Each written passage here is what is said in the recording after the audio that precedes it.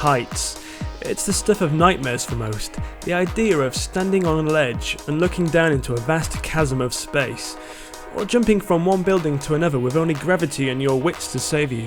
That's what Jump is all about, a first-person platformer that tasks you with climbing skyscrapers to reach a target goal that's impossibly high.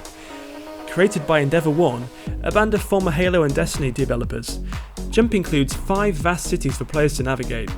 They're roughly based upon Philadelphia, Detroit, Seattle, New York City and Tokyo, each with a recognisable building that you need to scale.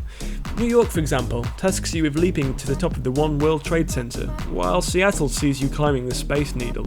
It's simple on paper, but once in game really messes with your senses.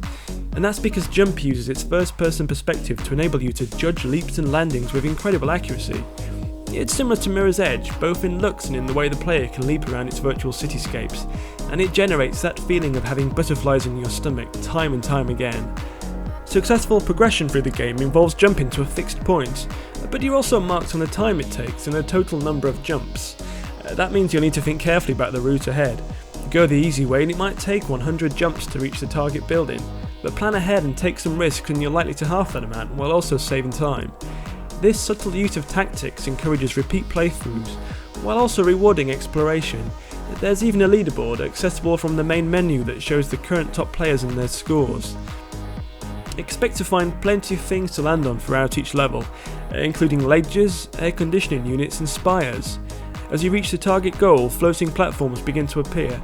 They're a helpful point in the virtual landscape for plotting a route, but incredibly frustrating to navigate. There are also no save points along the way, making a fall at the very last platform an incredibly frustrating experience.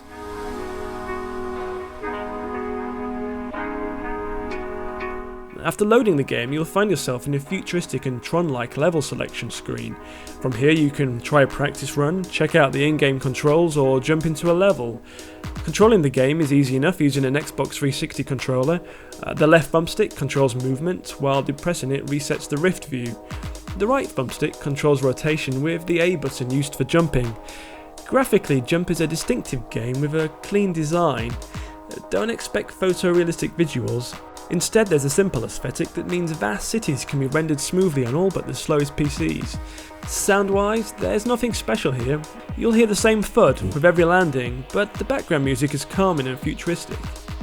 If we have any niggles with Jump, it's with the floating physics system that kicks in with each leap. On one hand, it gives the impression that you're a superhero leaping over buildings, but it's easy to overjump objects. And if you're moving quickly during a landing, then you'll slide before coming to a halt, which means you'll slide off small platforms and ledges. Jump is a thrilling game with plenty of vertigo-inducing moments. If you're looking to get a reaction out of friends when demoing the DK2 headset, then it's definitely worth adding to your game collection. But with only 5 levels, we'd like to see a few more added before it becomes an essential Rift title.